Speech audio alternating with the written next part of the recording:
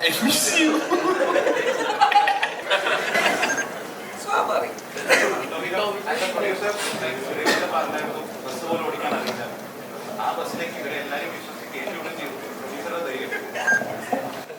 പ്രൊഡ്യൂസറുടെ ധൈര്യമല്ല, ഞങ്ങളുടെ ധൈര്യമാണ്. പ്രൊഡ്യൂസർ എന്താ ഇവിടെ ഇല്ലല്ലോ. സുരേഷ് ചേട്ടന് ബസ് ഓടിക്കാൻ അറിയില്ല എന്നെനിക്കറിയില്ലായിരുന്നു.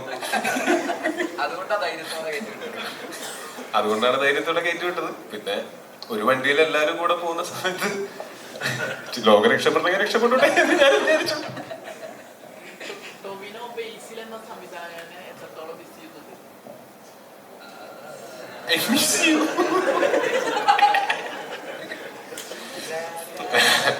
അത് വളരെ സീരിയസ് നോട്ട് ഞങ്ങൾ തമ്മിൽ ഇതിനെ പറ്റി സംസാരിച്ചിട്ടുണ്ടായിരുന്നു.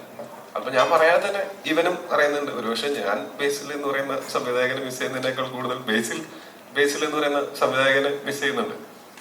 അതെനിക്കും നല്ല കൃത്യമായിട്ട് അറിയാം. പക്ഷെ അങ്ങനെ തല്ലി പഠിപ്പിക്കാൻ പറ്റില്ല.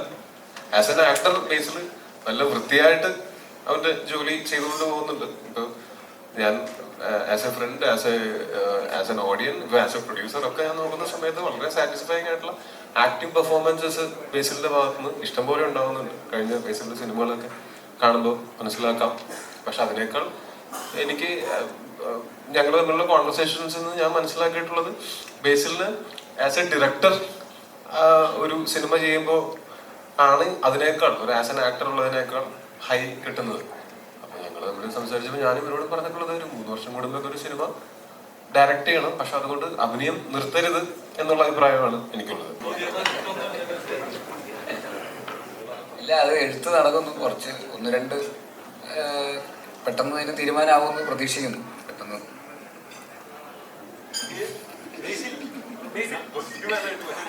ഓൾറെഡി ബുദ്ധിമാനല്ലടാ.